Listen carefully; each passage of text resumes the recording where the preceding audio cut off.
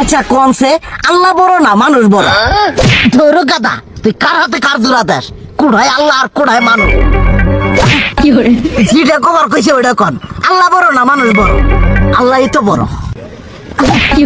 আল্লাহ বড়, তাহলে আল্লাহর কথা না হইনা মানুষের কথা শুনেন কে?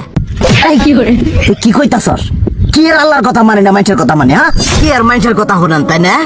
আমনে যে ওই দিনকে ডায়াবেটিসের রোগ নিয়ে যে হাসপাতালে গেলেন, ডাক্তার আপনার কত কিছু খাবার না করলো, সব কিছু না খাই এখন চলতেছেন।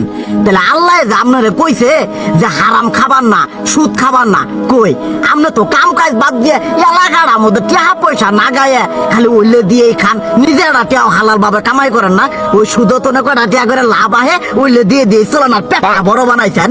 শুনেন একটা কথা কই, হারামের কোনোদিন আরাম নাই। হালাল পথে রুজি রোজগার করেন, প্রয়োজনে এড়া বেলা কম খায়েন, তাও শরীর পিণ্ডও ভালো থাকবো, কোনো রোগ বেদও হবো না, আরামও পাবেন, আল্লাহও খুশি থাকবো। তুই আমার এইভাবে বুঝাবি আগে কইলি না কে? আসলে এই বিষয়টা তো আমি কখনো মাথায় এইভাবে নিইনি যে আমাদের কখনো ডাক্তার নিষেধ করলে ঠিকই আমরা নিষেধ মানি, কিন্তু উপর আল্লাহ যে কত কিছু নিষেধ করে দিয়ে সেটা মানি না।